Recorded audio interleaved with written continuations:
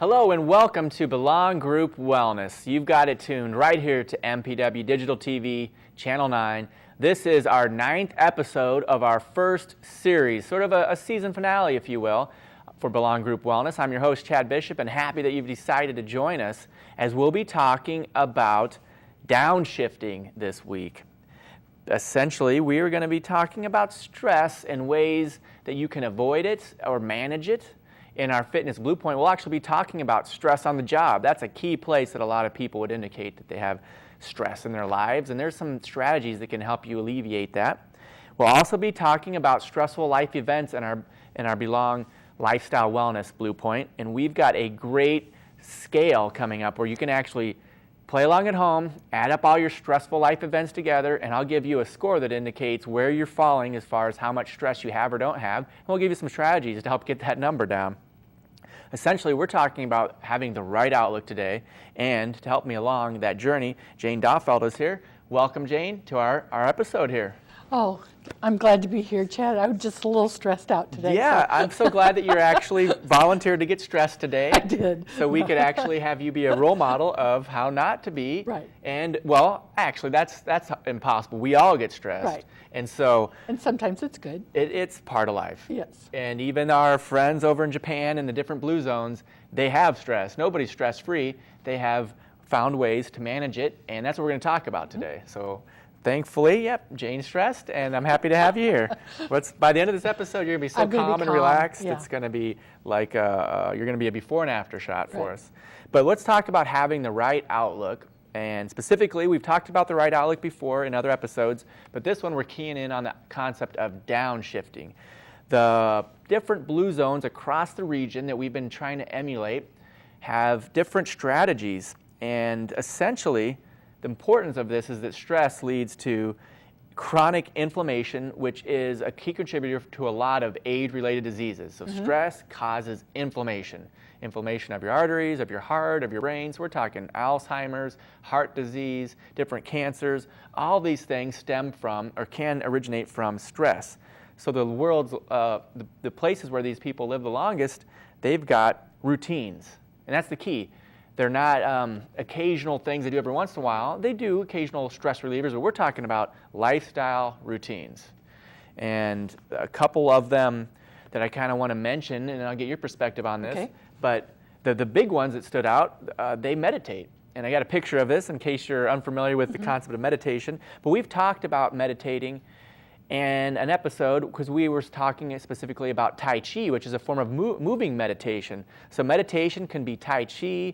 It could be remembering your ancestors, as I think specifically how some of the blue zone regions across the world do it. You know, they have a moment and they just reflect upon their ancestors. The fun part about that shot was that young lady was sitting on a towel. And so the idea is that there's no stress. You know, eliminate everything that might be stressful to you. There's a candle going, a nice atmosphere, and just relaxing. I'm not familiar with yoga as much, but I can vouch for Tai Chi being very helpful. And actually, we took a group recently from MCC. We walked over to the Tai Chi that's happening at Weed Park. And I'd highly recommend you join us. I would love to. So that's meditating. Another big one that seems easy enough is napping. And I've got a photo of that in case you guys don't remember. Remember napping. what it meant like to nap? To nap. When you were a kid and you didn't want to take a nap? Oh, yeah, they fight it. Right. And now, as an adult, wouldn't Yep. you love to take a nap? And you should if you want to live a longer life, essentially. There are some regions, blue zones, that's part of their routine, a daily routine. Now, again, these are how to help downshift is a daily routine. Some people might meditate. Some people every day at noon take a nap. And Chad, when I was visiting with some friends in Germany, a lot of their businesses close for a longer lunch period, and they don't do business again until late in the afternoon or evening because people take, that time out. I think, in Spanish cultures they call it a siesta. Sure. And you take a short nap or a time away from work, and then you go back and you're refreshed.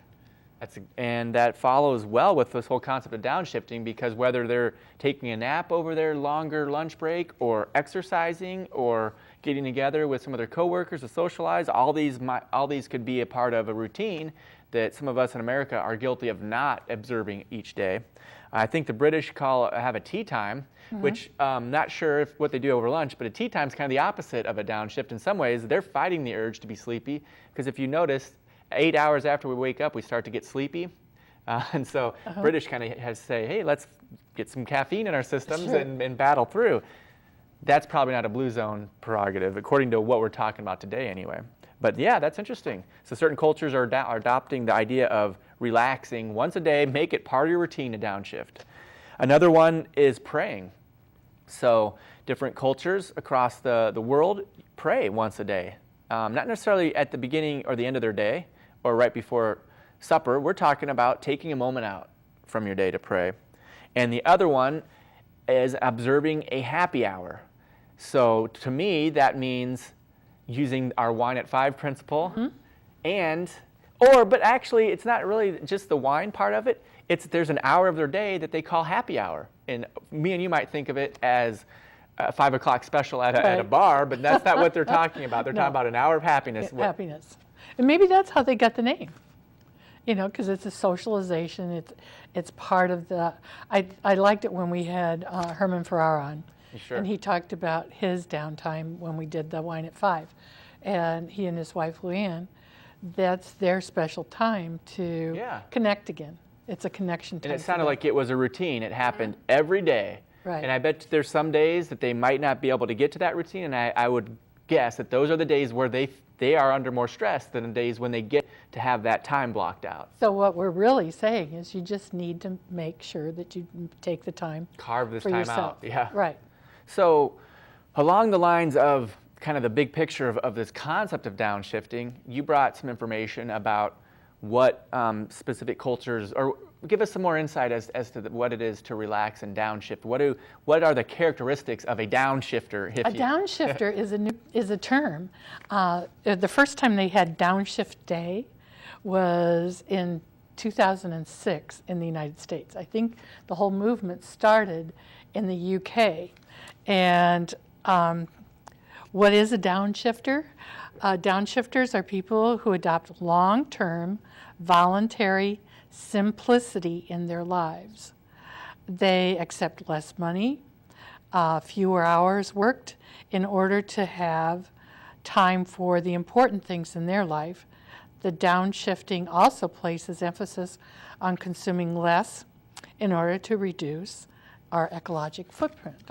That particular phrase or definition, it mentioned people that make less money. So you were talking, it makes me think maybe people that work those 60, 70 hours a week might be compromising sometimes with friends and family. They might have financial security, which would alleviate stress, but some other things might be slipping, and that may or may not be working for them at this point. Right. So it's going to be something that the individual needs to determine. But if you've gotten out of control and you are working those kind of hours, something is going, or you're giving up something in order to replace those there's hours. only so many hours. Right. You said something about the rat race. What was that again? Oh, Lily Tomlin. It was her quote. I love this.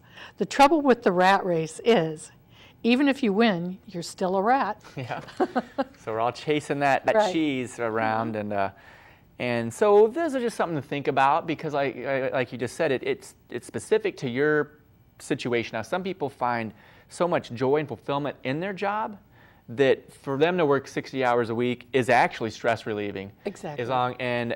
If they're not compromising other angles, some people's jobs are so socially fulfilling. They have so much time that they spend with other people that they enjoy time with. Maybe they even work with their spouses, or maybe it's a family business. So this is kind of specific to your situation. Right. We're just kind of making general observations and some things to think about. So before we get too far along in this, I want to focus on stress on the job. So in today's Fitness Blue Point, we're going to talk specifically about that, stress in the workplace. So let's take a look at that now.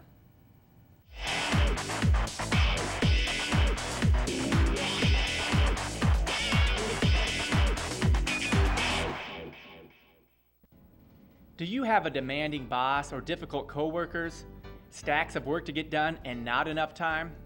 Everyone encounters job stress sooner or later, but that doesn't make it easier. There are many aspects of your work environment that you have no control over, but you can take action to manage stress so that it doesn't have a toll on your well-being at work. Workplace stress has been linked to serious health problems, including heart attack. Your body releases greater amounts of the hormone cortisol in response to stress, stimulating an increased appetite for high-fat, high-sugar foods and increasing fat storage in the abdomen. Chronic job stress leads to weight gain. Not surprisingly, consumption of high-fat, high-calorie vending machine snacks goes way up during the most stressful periods. Mindfulness is a way of zeroing in on the here and now instead of ruminating over the past, mulling over the future, or doing several things at once. Give your full attention to the task at hand, whether it's a call, a meeting, or a project. Scrolling through your messages while on a phone conference may feel productive, but in the long run, multitasking will only add to your stress and drain your energy. Get to know your coworkers by asking about their weekends, inviting their opinions, and eating lunch together. Collegial coworker relationships make the workplace more pleasant for everyone, and studies even show that a positive outlook is contagious. Offer genuine compliments. Smile frequently. It'll boost your mood and encourage those around you to lighten up. Miscommunication is the root of many workplace conflicts. Clarify details and expectations for every job task. Check for understanding if you're the one dishing out assignments. Annoying coworkers are the best dealt with immediately and directly, or the behavior may get worse. If your coworker distracts you with loud, lengthy phone calls and personal calls, tell them privately instead of just getting frustrated. If it continues, speak with your manager. You can let yourself get wound up and upset about things that happen at work, or you can respond differently. Take a few full, deep breaths to clear your mind and proceed down a more positive path. Regular exercise and good nutrition, along with time for fun and relaxation, boost your ability to cope with stress. And when you're well rested, stressors are more manageable. Consider taking a walk at break time or meeting a friend for lunch. Learn relaxation breathing and stretching exercises to do at your desk. Choose high-energy, nutritious foods for meals and snacks. Cultivate a healthy sense of humor. Look for the laughable moments in everyday life at work. Life is too short to spend it in a toxic workplace, and living with chronic stress isn't a long-term solution. No job is stress-free, but if your current job isn't a good match for your interests, talents, and goals, create a plan to move on. Paint a realistic picture of your dream job by talking with others in your desired line of work before you make the leap. So as you can see, stress and the job can sometimes go hand in hand. So I'd like to focus on stress in the workplace, just briefly while I've got Jane here, and talking about what it might mean to have a workplace that acknowledges the whole concept of downshifting, of a routine in your life, in your workplace, that will allow you to manage stress. So give me some ideas of ways that companies locally in Muscatine, if they were to become Blue Zone certified, would specifically target this downshifting idea. And I've got 3 of them. Okay, what's one of them? One of them is provide employees with access to quiet areas for personal time or for heads down work. There you go. So a quiet space. Now some companies, they're always quiet, but other environments aren't as quiet, and that's just the nature of the workplace. So in order to be a Blue Zone friendly workplace, they'd actually acknowledge that here's a place that's going to be a quiet area, perfect for meditating, praying, maybe napping. I guess it depends on the nature of it and where we're pressing our luck here, saying that companies might allow people to take naps, do you think? Or would that be a little bit too far? I don't know. Well, you know, we'd have to see as each company becomes certified what they choose to do. But it doesn't necessarily say napping, but a lot of times if you're working on something, and I know when I'm working on something, I appreciate having a quiet area to contain my thoughts and to be able to logically lay out things that I need. Okay. So away from the phone, away from some of those interrupters, but it's, you know, you could think of it as a quiet booth. So the main thing that downshifting targets is stress, and having a stressful task, a job task, but making it as stress-free as possible. right. I mean, there's going to be a stress involved, which is natural. It's the stress of a job, of a deadline looming, but making it as stress-free as possible by having this quiet area. Okay, what's another example? Well, another one that I think fits in very well with reducing stress is supporting micro breaks to stretch every hour. And you might find this interesting or irritating, I'm not sure, but either prompted by software or other workplace guides or cues. Okay, so a micro break, you're at work, you're plugging along, then all of a sudden the software screen comes on and just says, it starts beeping at you and says, micro break time, cease from working, you must stretch. Right. And there's a little camera above that the boss is making sure that you're not working. Big Brother's watching. I don't think so. But I think it could happen that this nice little screensaver comes up that you pre-program in, and it says, within the next 10 minutes, take a break. And then after you've completed it, you can probably Right. check a box that says, Right. did you take your break? Right. You click yes, and then it comes up again, are you sure? Did you really take this break? Or are you just clicking this to get the screen off? And then if you click it that third time, then but yeah, I think I like the word micro break because a lot of companies have the forethought to allow their workers or employees to have breaks, whether it's a lunch break or every 3 hours there's a 15-minute break, you know. But we're talking about, in addition to that, micro breaks, not breaks that are going to actually Take away from production. Take from production. All of us have to produce something in our Sure. jobs, whether we're on the line or whether we're in our office.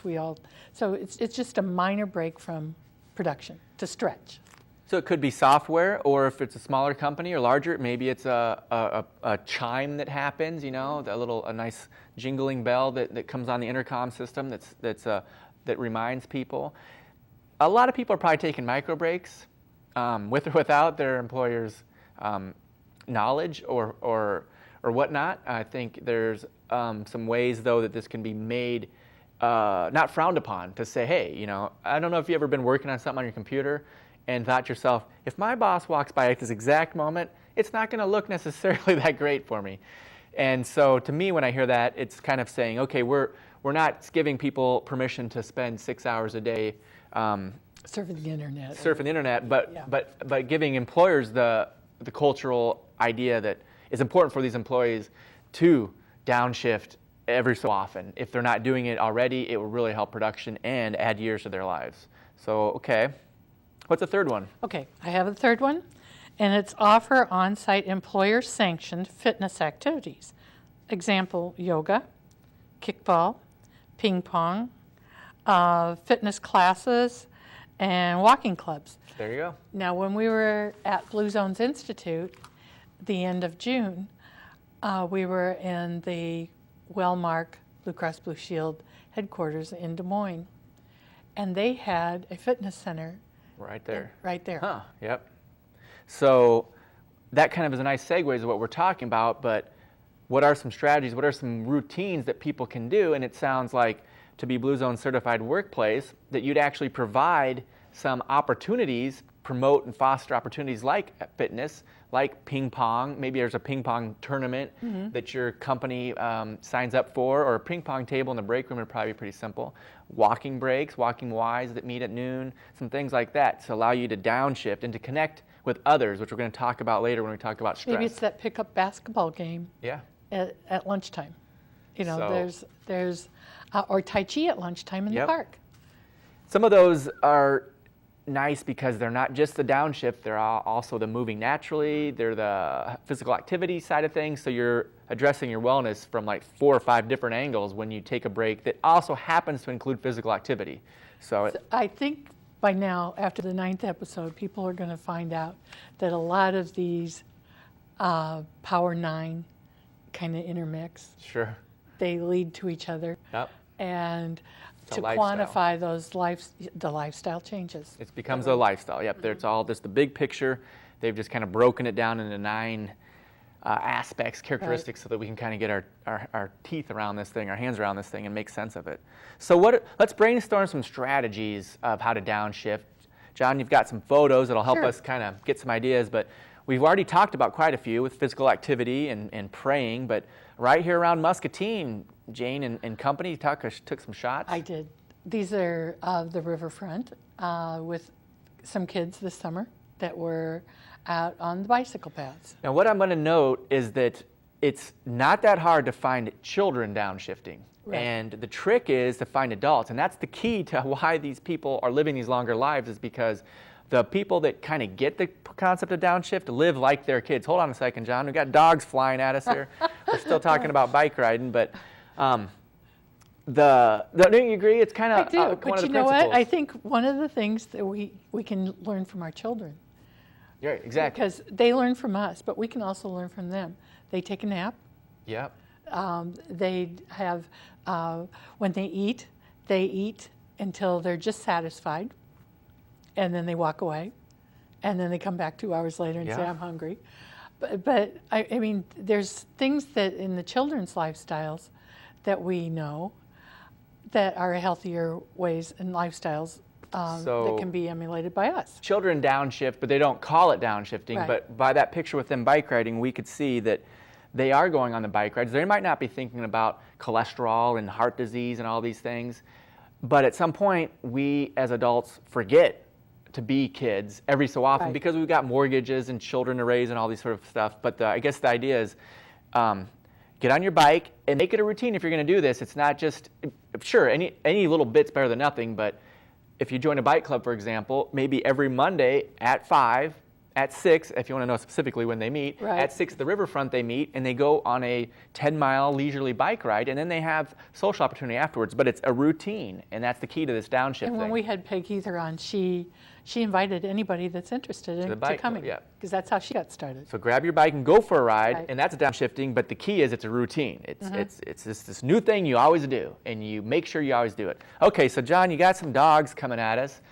Dogs? What's the idea here? Dogs downshift? Is that what we're doing? Well, people that own pets Oh, are forced to downshift because their little critters say, take me for a walk, take me for a walk, or play with me. Or, you know, people that have dogs also live longer. yes. And That's been proven. Right, it's statistically proven. And I ran into those 4 little dogs with a lady out at Weed Park. And I told her what I was doing. I said I was with Blue Zones Muscatine, and I wanted to get some pictures of people with pets and with different episodes that we could use, you know, some of the pictures in. And so she lined up all 4 of those little dogs that she was walking that day on that bench.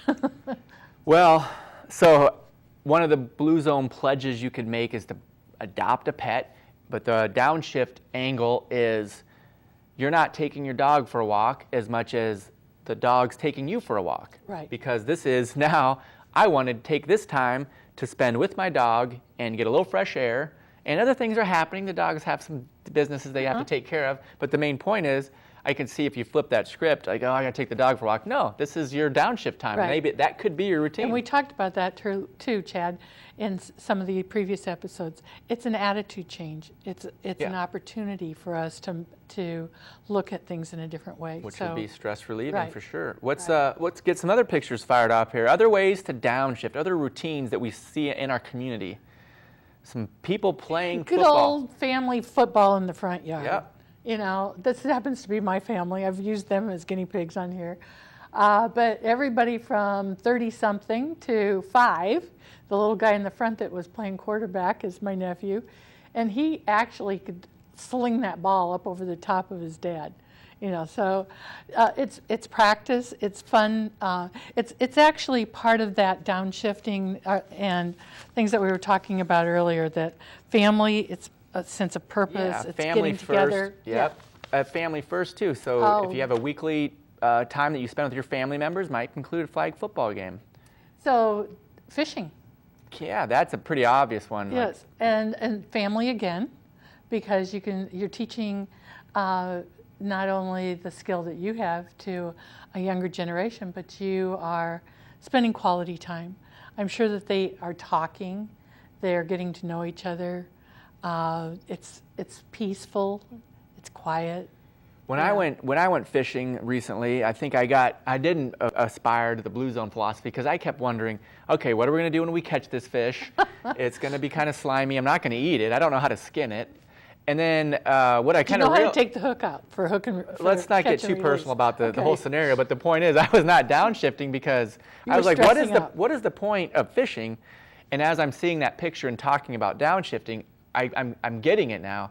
It was the whole idea of being in the serene environment with my son or with your family, Right. and just quietly enjoying, not working. So who I cares guess. if you catch a fish? Yeah, it wouldn't really. That it's just the fine line between standing there like an idiot with a pole in your hand, or not, because the fishing part wasn't as big of a deal as I was making it Right. into. Now I kind of have an athletic background, so I do think about people that actually competitively fish, like have bass tournaments and whatnot. Sure. That's a kind of a different thing than what that picture implied to me, which was the other benefit of fishing Right. is It's- downshift. It's just downshift. Once a week, you go and you enjoy nature. You can sit on and the grab bank, a pole. you can get in the boat, you can, Yep. take a book, throw the fishing. Throw the book in the water. No, See if a fish- take the Oh. fishing pole and Okay. stick it in a bank, but take your book. Bring the pole, because Right. otherwise people get confused as to Right. why you're standing there. Right. They'll be like, "What's that guy doing?" Okay, again, the kids.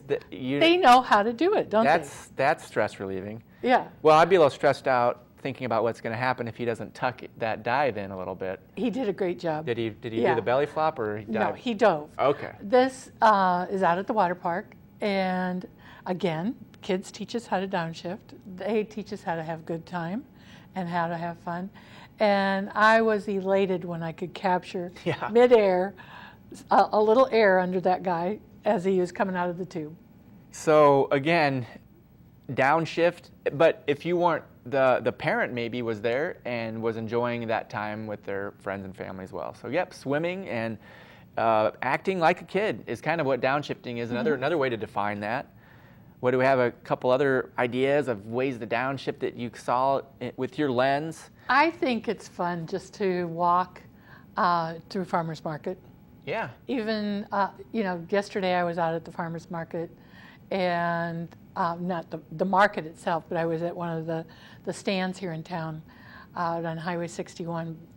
And the fruits, the vegetables, it makes you want to eat healthy, and it makes you downshift because you have time to actually just kind of take everything in. That's the bounty of the summer.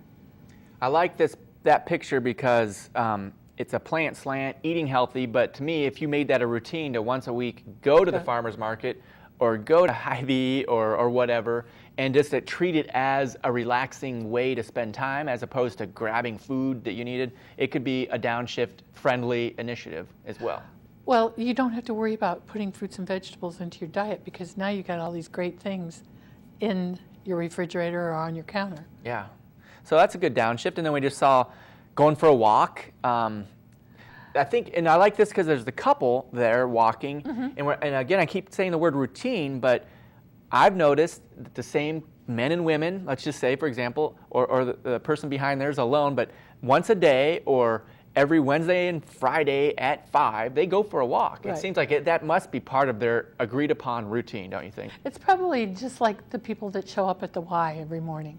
It's the routine. It's their routine. It's part of their downshift. They're downshifting early in the morning so that they can gear up to go, through the day without the stress. And a lot of times when we downshift like that, we think about the things that we still have to do and get done, and to accomplish. And it's in a non-threatening way that we are able to think those things through. So we may have an epiphany on that walk and go, oh, now I know what to do. Yeah. Going for a walk with your loved one is a great Blue Zone friendly initiative. And this one, reading, thinking Do about those it. kids look stressed? No, They they don't. do not. They don't. So when you pick up a book or you get the electronic books from the Musser Public Library, and they were a big supporter of trying to get more people signed up for Great. community support. So Musser Public Library is a great place to de-stress. That could be a routine Downshift. once a week or once a day even. Go to the library and read a book or check out a book. We can get our books online. We don't really need the library as much, except that we do need the library even more. So because that's where we're slipping, that's where American culture is fading, is that the process of going to the library, into those quiet spaces, or whispering with your friend, or enjoying the whole process of selecting a book off of a shelf, is kind of where we gained most of our health benefits. And if you haven't seen the library lately, they went through a remodel and they've done some wonderful things with areas. The kids area, there's some lounge areas upstairs. There, nice paint. There's all kinds of neat things. It's a good routine then to get into. And it would have, during the summer when we had all the heat, it was a great cooling station. Back in those hot days. Right. So, is there any other photos? I can't remember how many we have. Basically, we have. I had over 1,000, but Yeah, we you have- weeded those down. Yeah, well, to ask you for photos is not something I have to worry about getting too few of. Right. But so that's some strategies. Well, what we're going to kind of talk about then is downshifting and making it a routine. Specifically, it's kind of simple. It's taking a moment to relax, kind of. In one way I will admit, one that I use is napping. I can find ways to nap during the middle of the day sometimes, during a little lunch hour, and it's just a 15-minute It's a refresher. little 15-minute break. You Right. know? Basically, I'm not even sure if I'm sleeping as much as I'm not thinking about anything specifically, and you get so relaxed that you might find yourself in what's called a nap state. So they call those power naps, but I was happy to see that that's one of them, because Tai Chi I've been doing, and yoga, meditating, praying, happy hours, the list goes on. And we're going to talk specifically now about stress, because and when you all think about this, what are we trying to eliminate or avoid or address with downshifting? Quite a few things, but one of them is stress, and we're going to talk about that now in our Lifestyle Wellness Blue Point.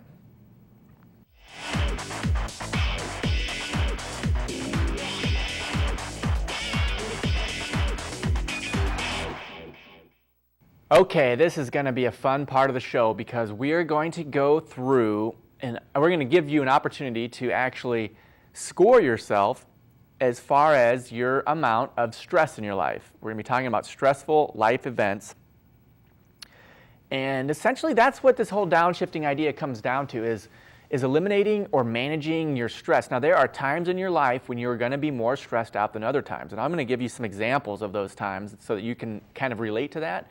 But what you might find is that by knowing how many stressful life events you currently have in your life, you can kind of decide where you're at. Maybe you need some help. Maybe you need some therapy perchance, or maybe you need to kind of look at in these blue zones and making some serious changes, or maybe you can kind of give yourself a pat in the back and realize, wow, I really am on top of this, but then make sure that you maintain your current stress-free situation.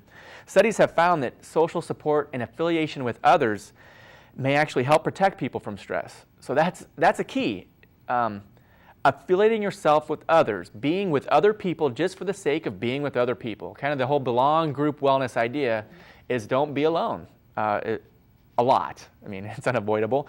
I'm comfortable being alone at times, but stress can be evoked if you spend too much time by yourself. It's just study after study. Not only stress, but if you eliminate your stress, you eliminate your immune system issues, and that means less illness and quicker recoveries from illnesses and surgery, all from reducing stress, and one of those key ways could be affiliating yourself with others. So people who have few social supports just have lower immune system response. Does that make sense? Yeah, it does. And are we going to give people a chance to go get a pen and paper? Yeah, if you want to kind of start getting a pen and paper, yeah, because I've got a scale that we're going to do. I won't noticed make that. you do yours I'm live not going on to have to TV. answer live on TV. It's kind of personal, and I did That's one. good. Yeah, I did one earlier, so I'll give you an idea. But yeah, get a pen and pencil, because I've got a scale. And essentially what I kind of want to talk about is stress. Now, maybe you don't believe me, but when you get stressed out, you are potentially lowering your life expectancy or making yourself more susceptible to cancers and diseases. The term is that it slows down lymphocytes. So there's actually a physiological response to stress. And these lymphocytes are what protect you from cancers and and diseases and cholesterol and high blood pressure. So we really want to be careful not to get stressed out or manage the stress that we have. And again, I'll repeat this, it's going to become very clear, but if you have a stressful life right now, acknowledge it, because then you can be more aggressive about managing it. So let's talk about a scale. Now this is called the Holmes and Ray stress scale. You don't need to memorize that. I'm not going to quiz you later on. but essentially, they developed a scale, and it's talking about life change units, LCUs. The number of life change units that apply to events in the past year of an individual's life are added, and the final score will give a rough estimate of how stress affects health. Stressful events have been linked to illness and disease. That's the why. I bet I can name a few stressful events. Are you going to do that? Yeah, I'm going to name 40 some of them, but get a pen and pencil at home. We're not kidding, because you're going to write these down. You're not going to necessarily, you're going to need a calculator to add this up, but just write them down for now, and you can make the most of your time here while you're watching TV. Do you want to spitball a couple? These are on a scale. I've got them rated from the higher the number, the more life change units it causes. So the highest one is 100, and then some of them are just kind of little tiny stressors. But can you think of a few that are probably high up on there? I can think of some major ones. A death in the family. Death of a family, there you go. Like a spouse or a child or something like that. A divorce. Okay. A move. Moving, yeah. Okay, well, yep, those are very high up there. So if this was Family Feud, they don't have 100, but you would have gotten some of the top answers right there, and so you would be well on your way. I just know that from experience. Yeah. Well, sorry to hear that. No. First of all, but yeah, exactly. But everybody goes through Everybody goes through this, and that's why I kept mentioning. There's no way for you to say, hey, I'm never going to experience stress that's high on this scale, because things happen in your life that you cannot avoid. People do cease to exist is one unfortunate situation. So let's get your pen and papers out and let's start going through these. So slide number 1, there you go. Death of a spouse actually is the highest. Oh. If you have had it, and this is within the last year, if you've had a spouse die in the last year, you have to give yourself 100 points, unfortunately. Because that's the highest one. Divorce was number 2, 73 life points for that. Marital separation, kind of the same theme, not quite as bad as a divorce, but you have 65 points. Imprisonment in the last year, that's never a good situation, 63 points. And there's the one you mentioned, death of a close family member is 63. So death of a spouse is the highest, but then a close family member, 63, so you might not be married, but you'll still be susceptible. Personal injury or illness, that's stressful. Give yourself 53 points. Marriage, 50 points. Now, what we're talking about with that is getting married. Yeah, right. Because again, these are within the last. Married. Yeah, nope. It's getting married. Good clarifier. And if you watched Bridezilla or any, you can see how people stress out. Yeah. I can't stand that show. It's just a stressful situation. Right. So 50 points. Dismissal from work, getting fired is the slang for that. Retirement. Now, once you get into the retirement zone, yeah, it's all happy, fun, maybe. But the whole idea of adjusting to not having any job whatsoever, it's a little stressful because people now what am I going to do? Question. Yeah, exactly. Right. They're questioning this. Marital reconciliation and change in health of a family member. So a family member might get diagnosed with a disease or a problem, or getting back together with getting back together after separation, it's stressful. I'm sorry, but you're going to have to give yourself 45 points. So are you walking on eggshells? Are you being honest? Are you doing all of those things? Did I make the right decision by letting them back into my life? Yeah, exactly. Okay, so luckily though, add those points up. I got more, you're not off the hook yet, but luckily the points start to fall off a little bit because at 100 points is the highest one. It's the highest Death one. of a spouse, if you know somebody or currently within the last year dealing with that, that's a tough time, and there's no getting around that. So they probably need you as a friend, sure, as someone in their social circle to just do a check on them and to include them in things. If that has occurred in your life and you think you're all right, chances are you might not be, and that hopefully you can have that energy to get some support and maybe it's therapy, but it's definitely a time to downshift.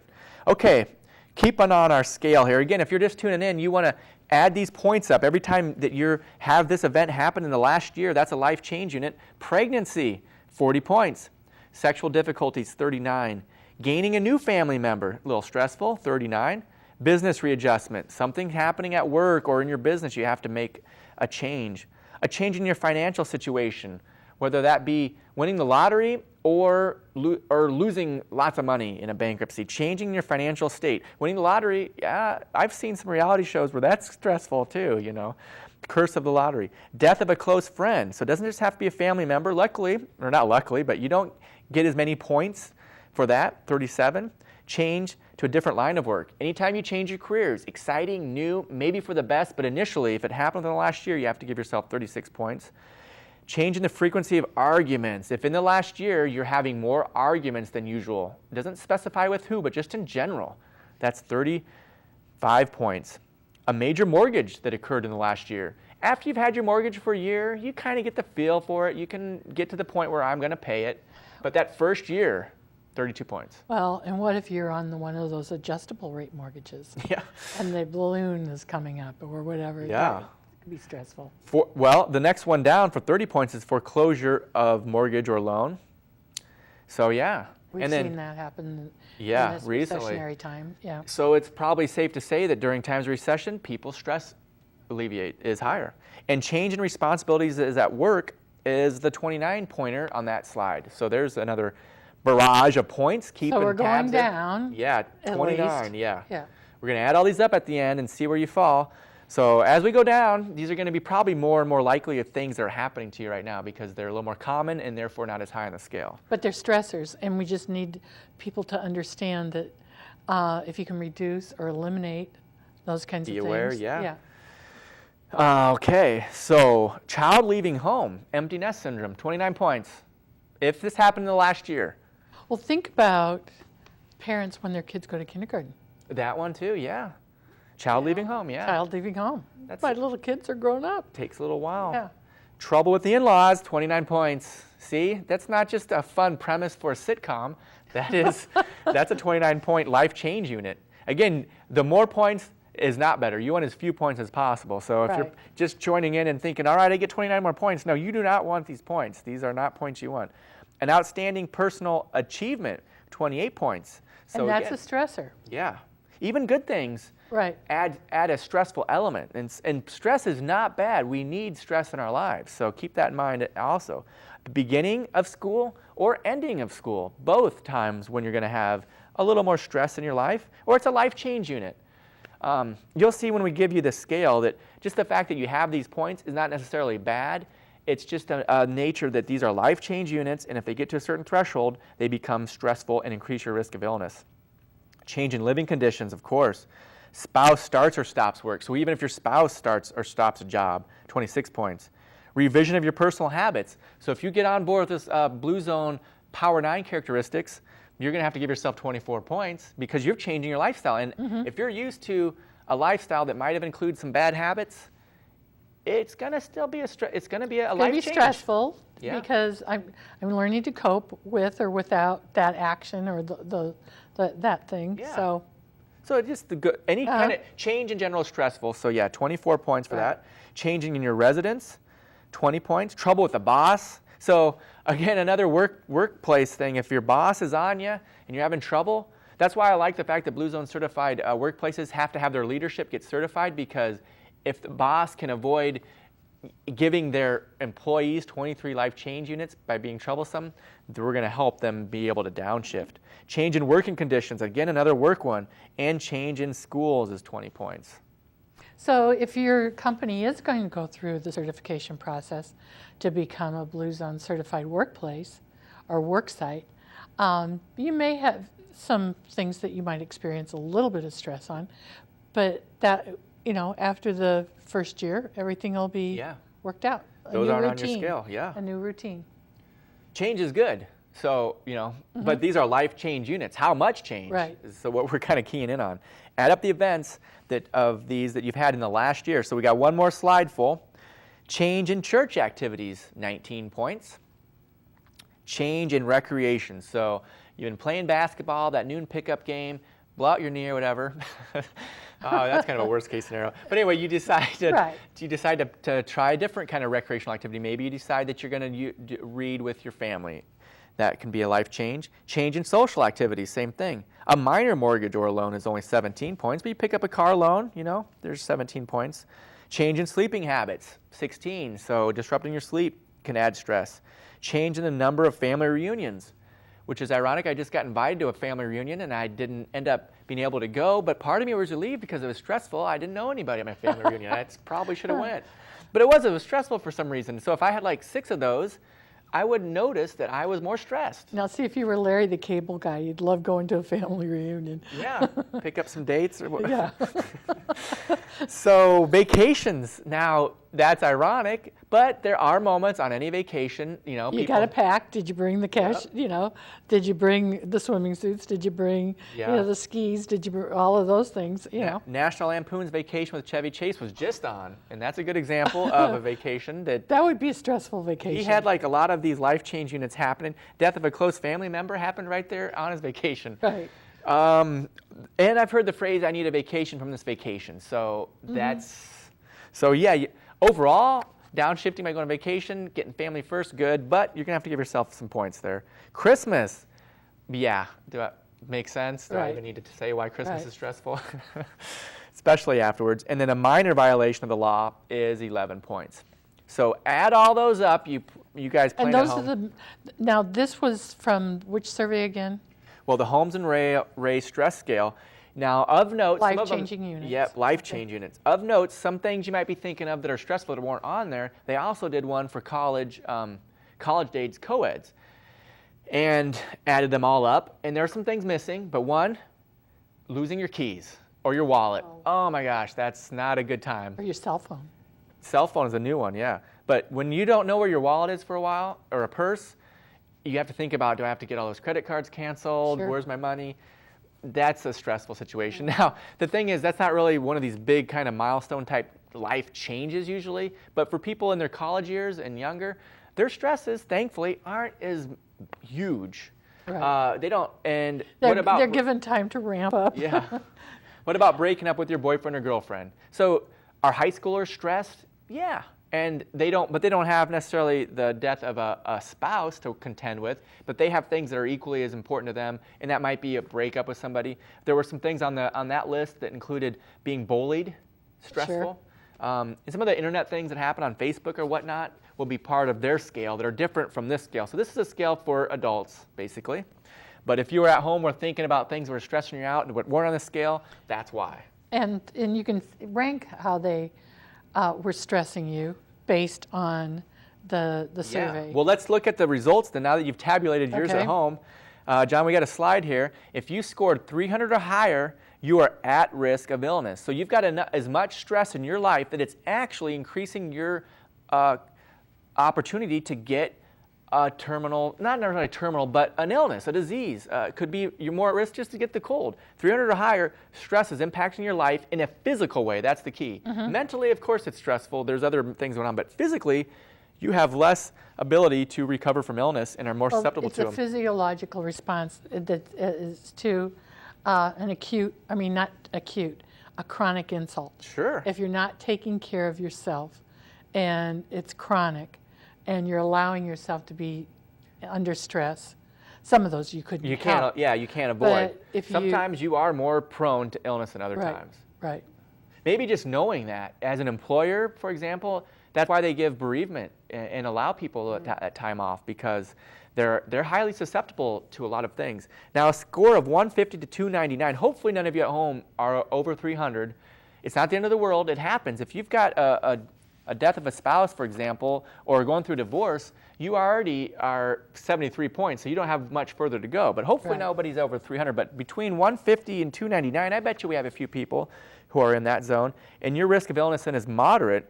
It's reduced 30% from the above. So that's a step in the right direction. Score of 150 or lower, you only have a slight risk. So ideally, you'll never get above 150, because you're always going to have a risk of illness due to stress. And there's not anything that will eliminate completely. Sure, exactly. So nobody's saying that. Right.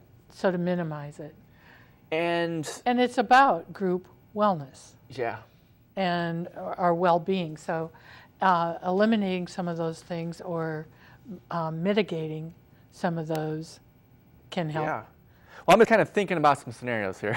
Okay. These aren't going to be pretty scenarios, but you're hanging out, minding your own business, and you're going through a divorce.